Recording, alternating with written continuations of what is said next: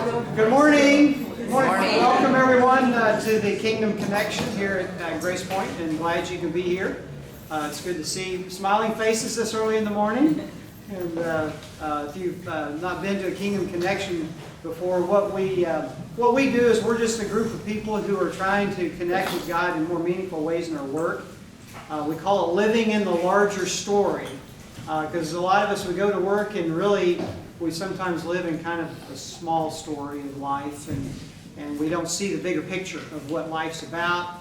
And we get home and we start realizing, wow, there's got to be more to life than this. And so our topic today is what's it look like to have godly ambition? And sometimes people don't even put godly ambition in the same sentence. It's like, well, ambition, that sounds kind of driven and compulsive and things like that. But Jesus really was the most ambitious person who ever lived, but he did it in such a way of exemplified humility. And so we have the privilege of having with us today Joe Reinagel. So if you'll give Joe a hand.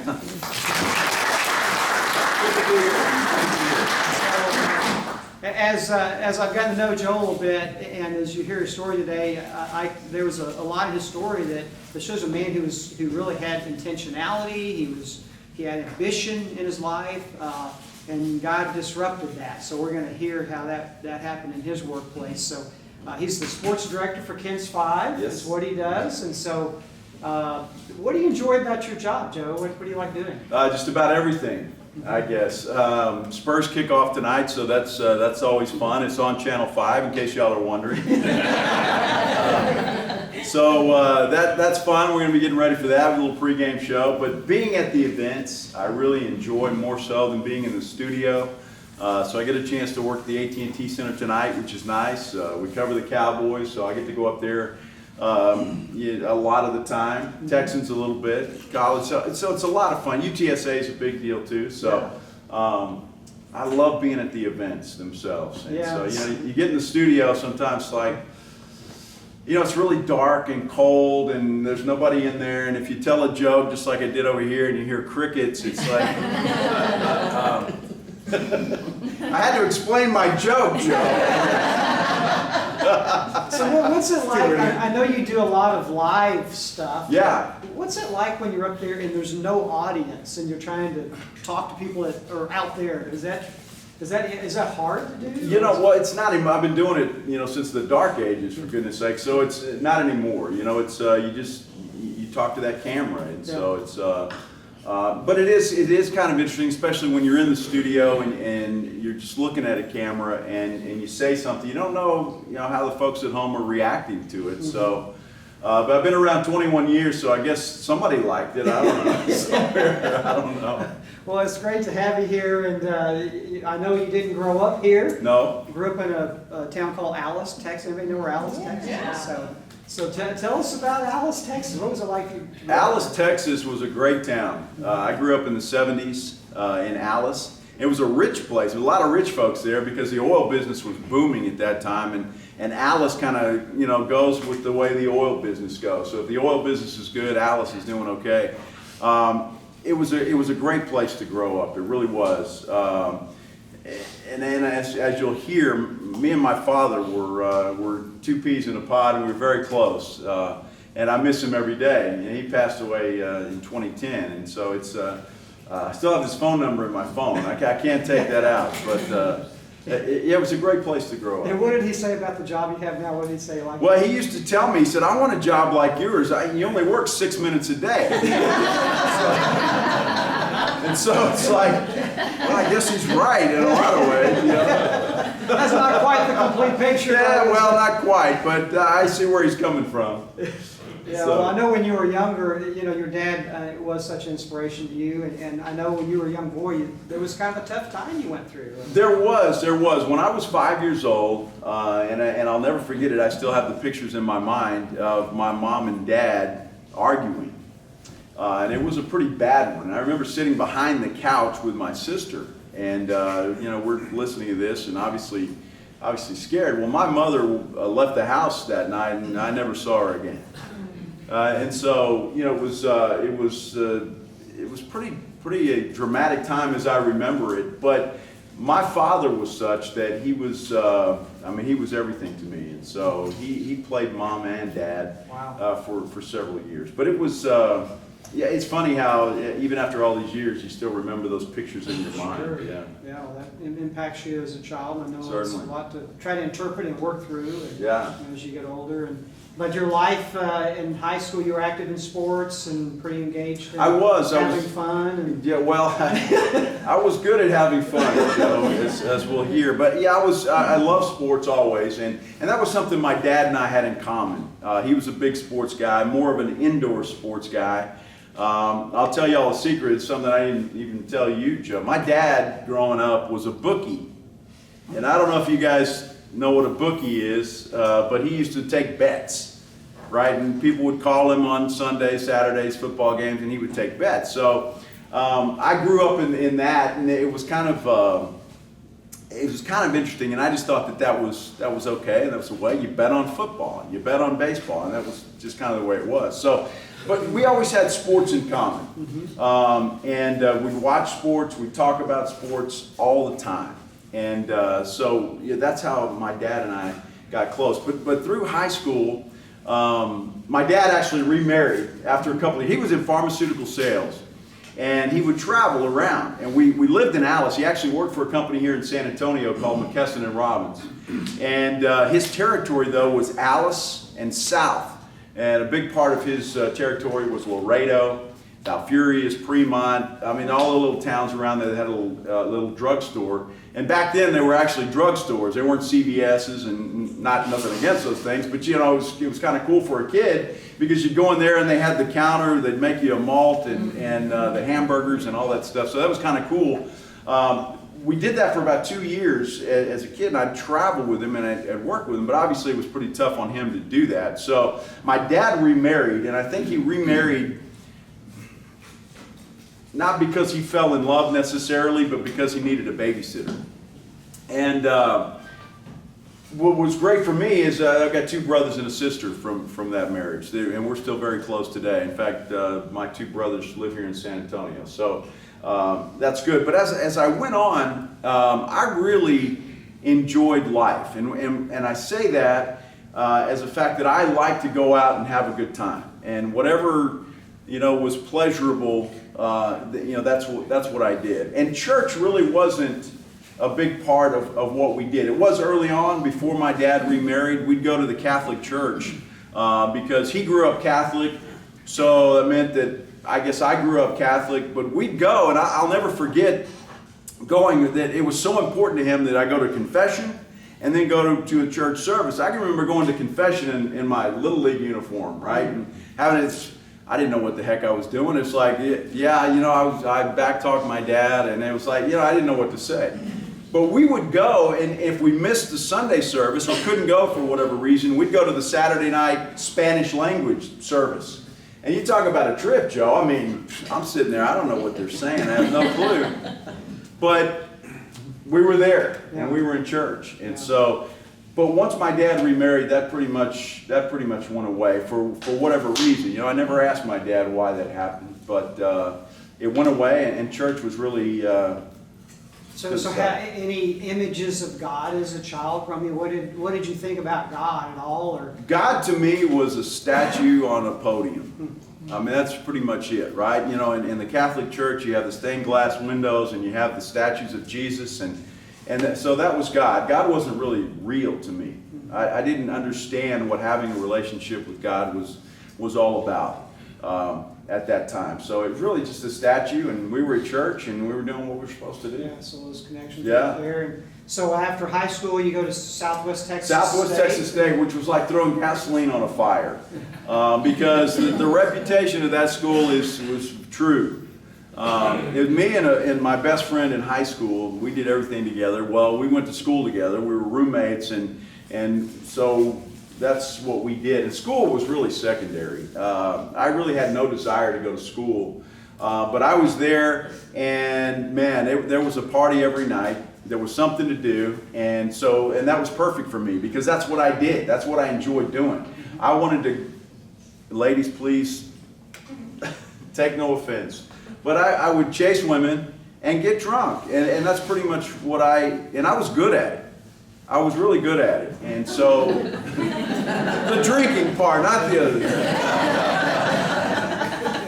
But that's what I did. And so that was really like throwing gasoline on a fire. And that went on for some time until I met a young lady there and actually ended up getting married. My first wife, Leslie. And we moved back to Corpus Christi, where I had a great job, Joe. I went to work for Motorola Communications, and that was back before cell phones. So what I did was I sold two-way radio systems to farmers and ranchers. So in Corpus, my territory was pretty much, Kingsville and wherever the farming and ranching part of it was. And so we would sell two-way radio systems to those guys because they had such massive operations, a lot of them. They're in their tractors and they had to communicate with these guys. And so that's what I did. But the problem with that was I had no immediate supervisor. I had a company car and an expense account. It's more gasoline on a bigger fire. So I didn't really work a whole heck of a lot. And that party lifestyle continued even though I had a wife and children, as it turned out, 2 daughters. So. Yeah, and they eventually rewarded you for all your hard work. They did. After about 3 years, they wanted to promote me out the door. They said, we really don't need your services anymore. And I couldn't figure out why. I'm Joe Reinagel. I mean, come on. It's like you enjoyed that expense account. The company car was great too. I had no car payment, and so. But they told me that I could leave, and so and that was a weird experience. But it didn't affect me like you might think it would affect me, Joe, because everything came pretty easy to me. It seemed like all my life, it really did, and so I bounced around from job to job after that. All kinds of stuff. I mean, I sold pagers, I worked at a Mr. Gaddy's, just a bunch of different things. In fact, it was Mr. Gaddy's that actually got me to San Antonio. So that's what brought me here, but I didn't really care for that too much, and always enjoyed sports, so I thought, I see these guys on TV, I can do that. So I went to a few places, went back to Corpus. There's a CBS affiliate in Corpus called KZTV there, and I thought, man, they're terrible, so surely I can get a job there. Knocked on their door. They said no. So I thought, well, I better start in radio. So I knocked on a bunch of doors, and just about everybody told me, no, you have no experience. You don't know what you're doing, and so it was frustrating. So I came to San Antonio, did the same thing to a bunch of radio stations here.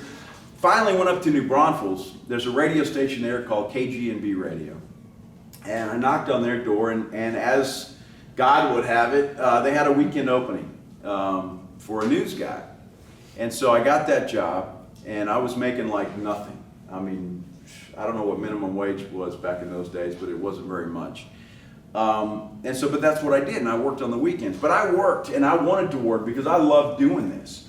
And so I didn't mind. I had to be there at 5 o'clock in the morning, and sometimes I wouldn't leave until 7, 8 o'clock at night. But I was working, and I was doing what I did. And I was young then, so when I got off work there, it was like, all right, let's hit the party lifestyle. And I was still doing this the whole time. Now keep in mind, I was married, and I had 2 daughters. And I wasn't around too much at all. But I was doing what I wanted to do. Because, back then, God was not around because I was God. I worshiped me. And I was going to do whatever made me feel good. And so that's what I did. And so that lifestyle continued from KG&B to KTSA. I worked at KTSA, KTFM for 3 years. And that's when I got the call from a producer at Ken's TV saying, we've heard you on the radio. How would you like to do TV? Well, my first thought was, hey, those TV guys, they make a lot more money. So I went over there, auditioned, didn't hear from them. They called me back about a month later to audition again, didn't hear from them. Called me back to audition again, and that's when they offered me the job. At that time, Ken's had a morning sportscast live and a noon sportscast live. And so that's what I was hired to do. But, you know, this whole time being in radio and kind of being well known, you having people pat you on the back, say, hey, you're pretty good. Well, my head just was exploding.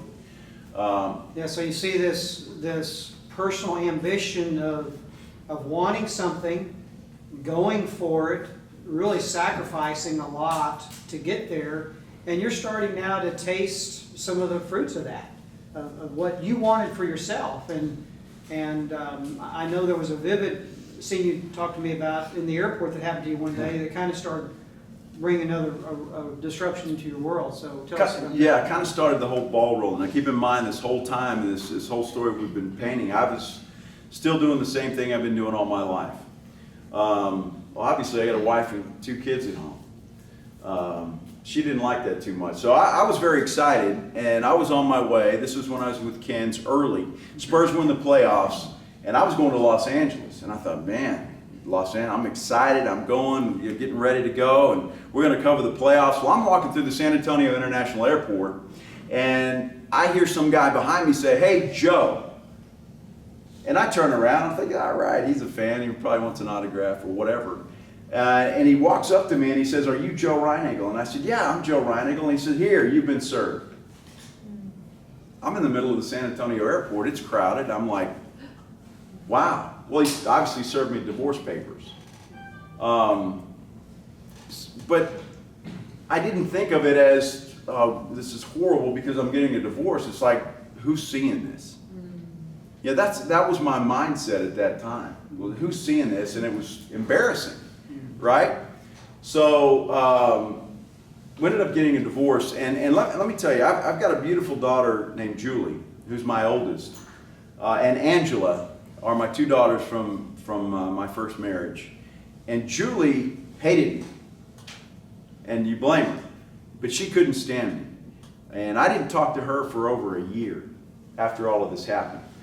But keep in mind now, I'm a free man. I'm no longer, not that it mattered anyway to me, but I didn't have a wife or anybody to answer to. So things continued on down the path of destruction because I was in TV, I was well known, and I'm going to tell you, for what I enjoyed doing, being in TV and being on TV was really a plus. So it didn't hurt things at all. Yeah, and so eventually you end up remarrying. I did. I met Joy, who's my wife now, and Joy was different. And when I met her, Joy didn't want to have anything to do with me. And I don't know if she knew about me or whatever the case was, but she really didn't want to have anything to do with me. So it took a little work to get Joy to finally go out with me. But Joy was different in my mind, and it was like I didn't think of Joy the way I thought about others. There was something different about her. So we dated for a while and ended up getting married. Well, Joy had 3 girls from a previous marriage. And, you know, as God would have it, their father walked out on them. And he left. Amazing, yeah. So 3 beautiful girls. So now I had 5.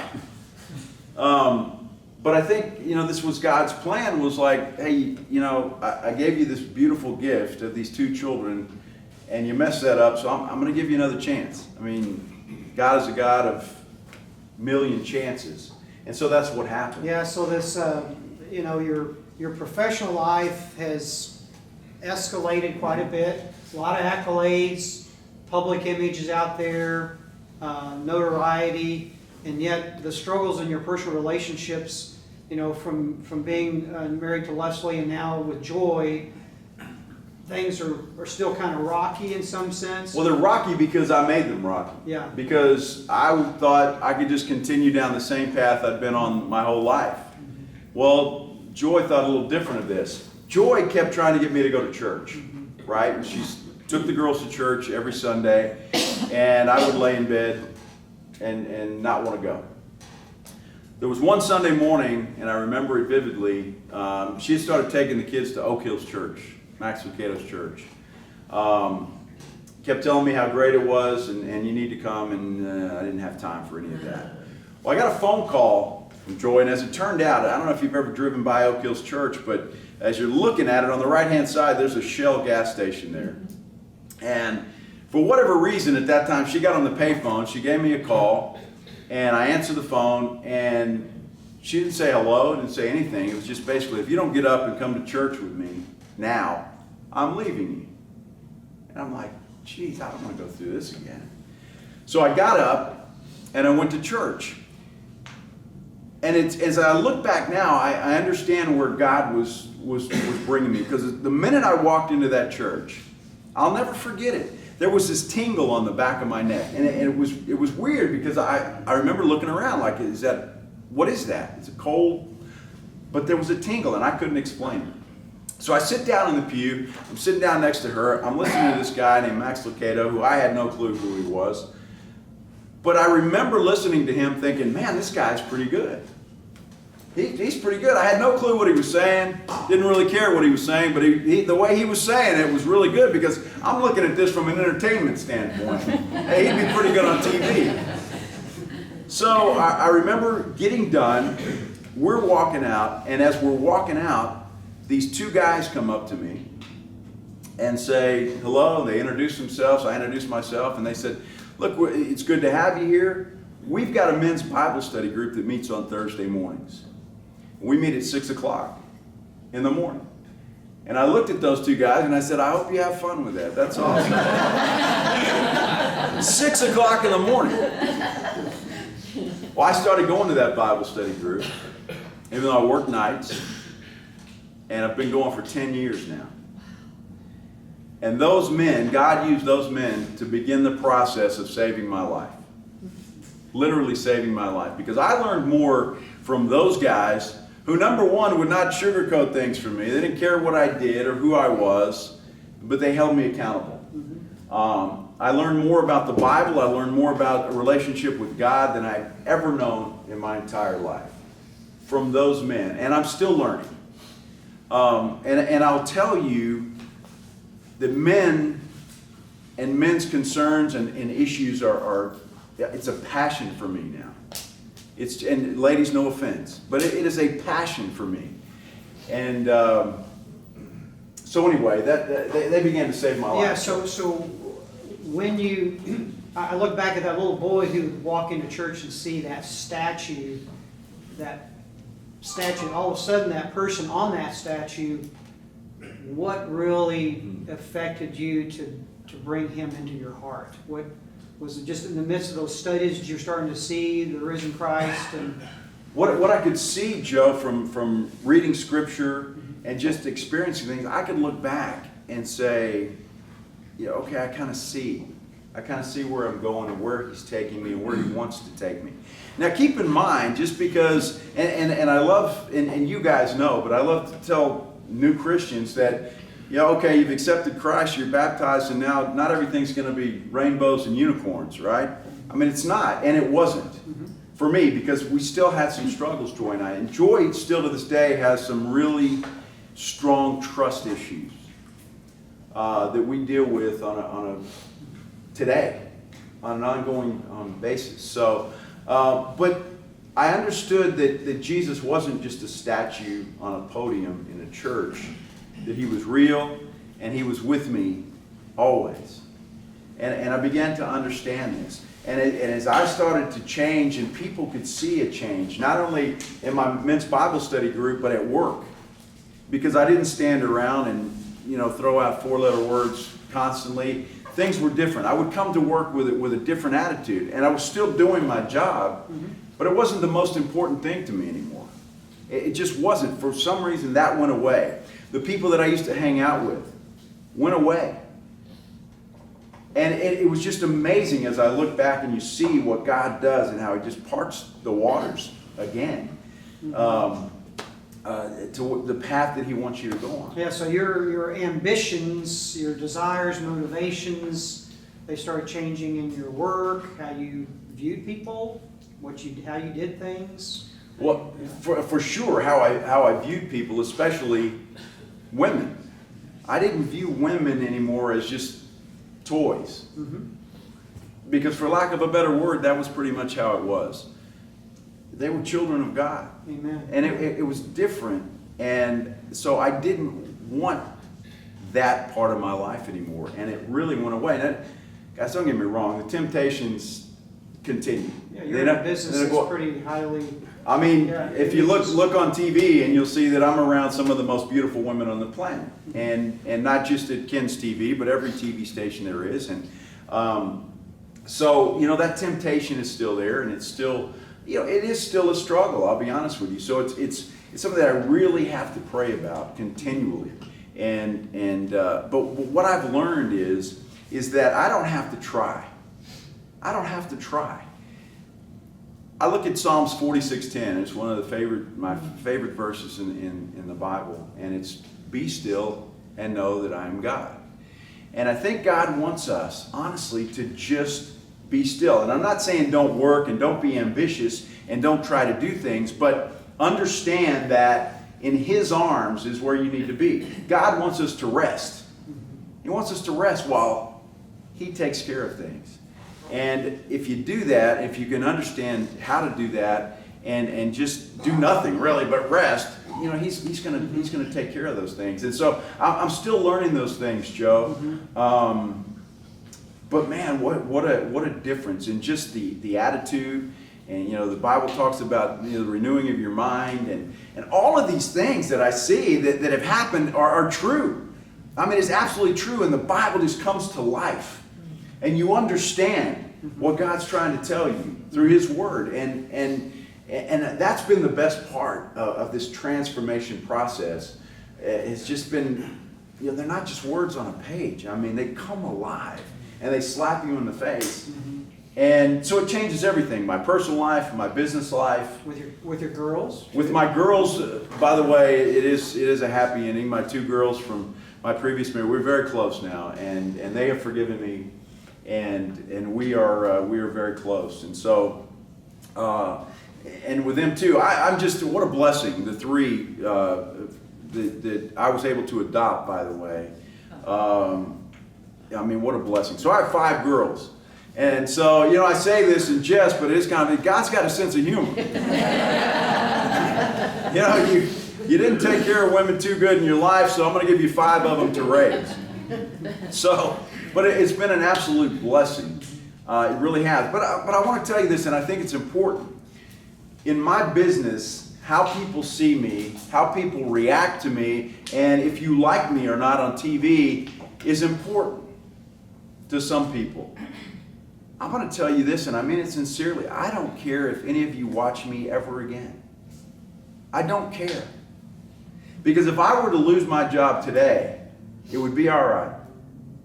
It would be okay, because I know God has a plan for me. So being a TV guy, it's a great job. It's a great career. And I've been blessed for 21 years to work on television.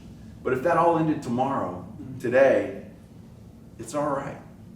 It's okay, because I know I've got an identity now. I'm a child of God. I'm not a sportscaster. I'm a child of God. So it's going to be okay no matter what happens. Yeah, and there's times where you've had some pushback. Obviously, people knew you as this person, and now you're this person. So you've experienced some pushback on that, I know. I have, and in my place of work, really, I was really on fire when this first started. So I was like posting scriptures on Facebook pages and stuff, and then I started posting them on my business page, and boy, you get some pushback there, and was told not to do that. But it's come to the point where, I talk to people.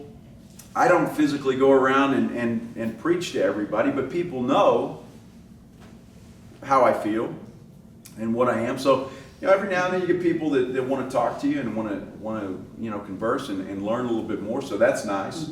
But yeah, it's not really open thing that you can do, but people see a difference. Well, all of us are going to end up leaving here in a little bit, and we're going to go back into our workplaces.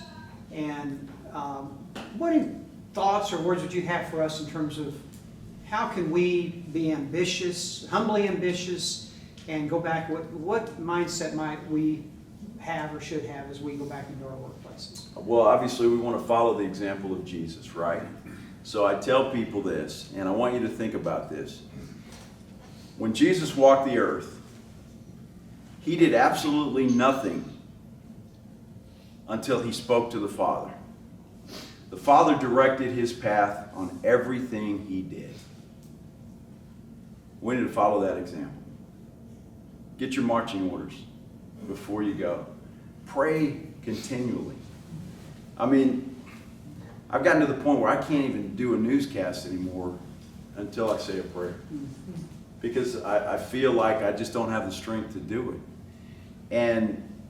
But I use that and I look at it because I really believe that Jesus sometimes struggled with, wanting to save everybody, and God said, no, just that one. Or wanting to do this, and God said, no, just do this. But it was always about the Father's will. Always. Always. And I think if we follow that example, then we're going to be okay too. Because I can remember back in my life, Joe, whenever I took my own path, my own decisions, whenever I wanted to do it my way, it was a train wreck. It's amazing that when you rest in God, how things just have a way of just working out for the best. And it's amazing to me, still to this day, how that happens. But I've seen it, and I've seen it many times, not just in my life, but in the lives of the people around me, how when they start to do this, even when they struggle, they rest. Amen. Well, Lord, thank you so much, Joe, for sharing your heart with us. And what we do in this time is you have a facilitator at your table, and there's some discussion questions. We want to give you a chance, if you'd like to share some of the things that you've heard today with the people at your table, do that. And so this is a time for you to maybe ask, God, how can I take this back into my workplace? So we'll meet for about 10 or 15 minutes and then get back together.